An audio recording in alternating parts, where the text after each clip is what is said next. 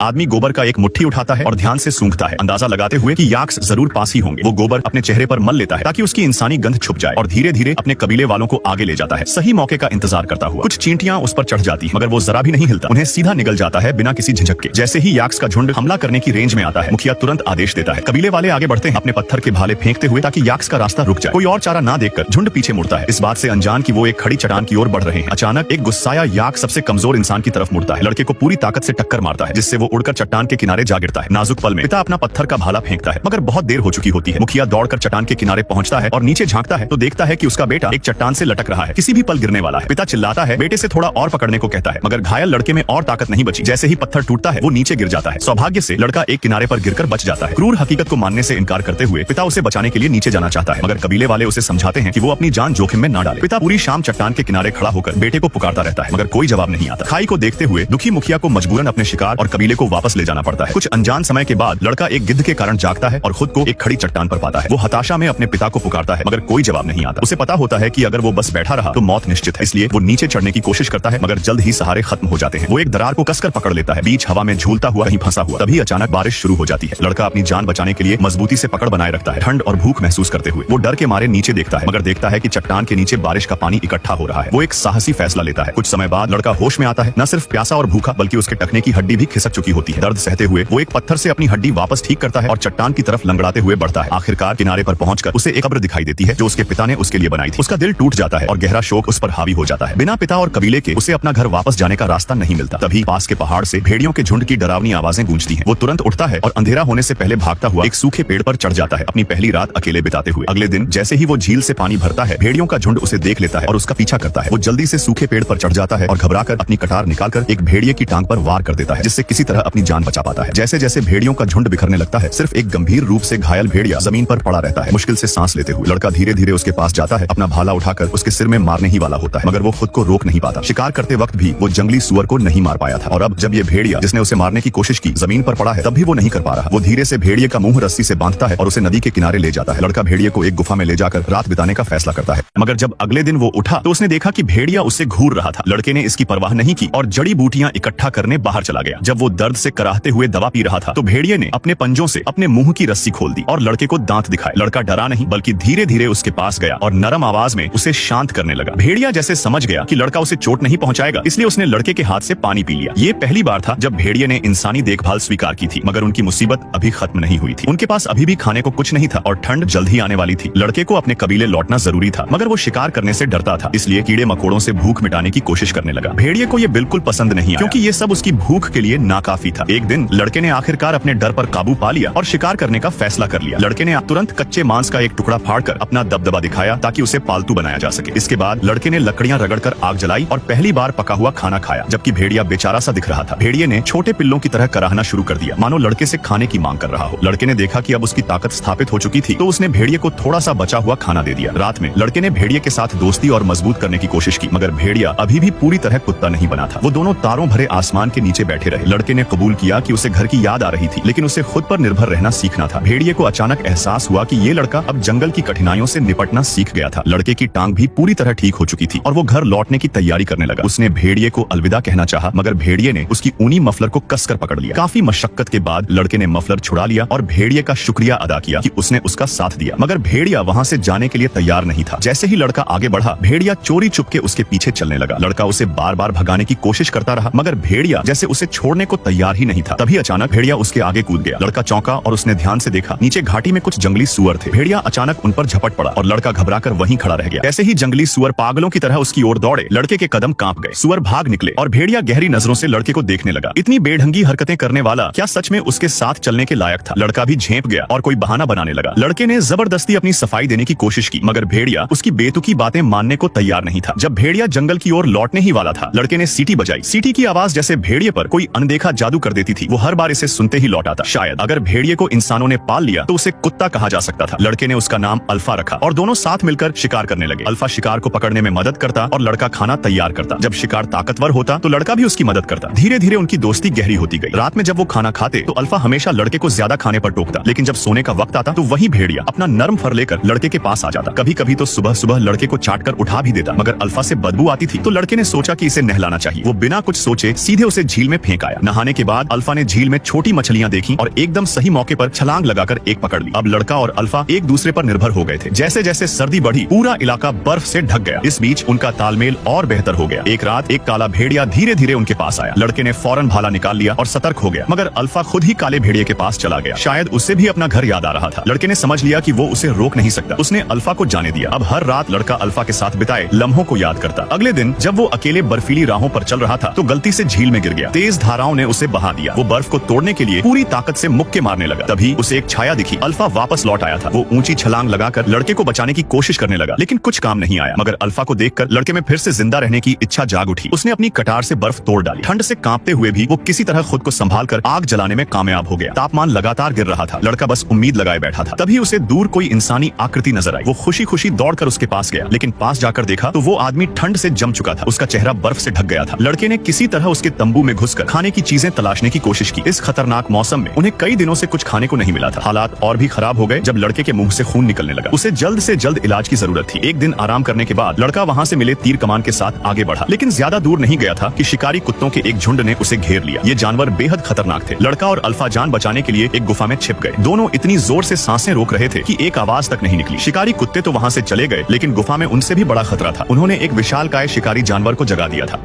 ये Saber tooth tiger शिकारी भेड़िया से भी ज्यादा खतरनाक था, लेकिन रास्ते में ही अल्फा उसे रोकने खड़ा हो गया। भले ही अल्फा उसके सामने टिक नहीं सकता था, फिर भी वो बार बार खड़ा होकर उसे रोकने की कोशिश करता रहा। आखिरी पल में उसने अपने तीर कमान को कसकर पकड़ लिया। खतरा टलने के बाद अल्फा भी बेहोश हो गया। उसने उसे पुकारा, लेकिन वो कोई प्रतिक्रिया नहीं दे रहा था। उसने अल्फा को बर्फीली हवाओं से बचाया और अल्फा भी उसके साथ चलता रहा। आखिरकार उसे रास्ते का एक छूटा हुआ निशान मिला, लेकिन उसकी चोटें भी और गंभीर हो गई। अब उनके पास बस एक दूसरे का सहारा था। रात को वो बर्फीली जमीन पर ही सो गए। जैसे जैसे ठंड बढ़ती गई अल्फा आखिरकार टेक नहीं सका और गिर पड़ा। उसकी हालत बहुत खराब थी और तुरंत इलाज का कोई साधन नहीं था। उसने उसे हिम्मत देने की कोशिश की, लेकिन अल्फा में अब कोई ताकत नहीं बची थी। तब उसने उसे अपनी बाहों में उठाया और चलना जारी रखा, लेकिन आखिरकार वो भी गिर पड़ा। बेहोशी में उसने अपने माता पिता का सपना देखा, जो उसका घर लौटने का इंतजार कर रहे थे। इस सपने ने उसे फिर से हिम्मत दी और वो अचानक जाग गया। उसने अल्फा को अपनी गोद में उठाया और आगे बढ़ता रहा। दिल में बसे उम्मीद ने उसे जीवित रखा, लेकिन अगर उन्हें जीवित रहना था तो सफर जारी रखना ही था। और आखिरकार उसने अपने कबीले को देख लिया। अल्फा अब ज्यादा देर तक टिक नहीं सकता था, लेकिन उसने अपने कदम बढ़ाए। जब वो गांव पहुंचा तो सबको यकीन ही नहीं हुआ। अल्फा जिंदा था, लेकिन गहरी चोटों के कारण कुछ कदम चलने के बाद फिर गिर पड़ा। उसने अपना हाथ बढ़ाया। उसके पिता ने भावुक होकर उसका चेहरा छुआ और उसकी माँ रोते हुए उसके पास आई। किसी ने नहीं सोचा था कि वो जिंदा लौटेगा। बेहोशी में भी उसने अल्फा की ओर इशारा किया और अपने पिता से उसे बचाने की विनती की। बिना अल्फा के साथ वो दुश्मनों से नहीं लड़ पाता। जब उसने होश में आया तो उसकी पहली नजर अल्फा पर पड़ी। वो शांति से पड़ा था, पूरी तरह ठीक नहीं हुआ था, लेकिन प्रधान पुजारी ने अल्फा के पेट पर हाथ रखा, जैसे कि वो कुछ महसूस कर रही हो। कुछ देर बाद अल्फा ने कई छोटे प्यारे भेड़िया जन्म दिए। लड़ाई के दौरान वो गर्भवती थी। उसने उसे प्यार से सहलाया और उसका आभार जताया कि उसने अपनी जान की बाजी लगाकर उसकी रक्षा की। कुछ ही समय में वो छोटे भेड़िए बड़े हो गए। वो कबीले में पले बढ़े और उसने हमेशा उनका साथ दिया। सालों बाद कबीले के शिकारी जब भी शिकार के लिए निकलते, उनके साथ हमेशा एक साथी होता, ये भेड़िए। इस वजह से उनका कबीला सबसे ताकतवर बन गया। समय के साथ इन भेड़ियों ने अलग अलग क्षमताएं विकसित कर ली। कुछ ने मालिकों के लिए भेड़ों की रखवाली शुरू की, कुछ ने शिकार में मदद की और कुछ ने बर्फीले इलाकों में स्लेज खींचे। अल्फा ही कुत्तों का सबसे पहला पूर्वज था और उसकी वफादारी पीढ़ी दर पीढ़ी आगे बढ़ती रही।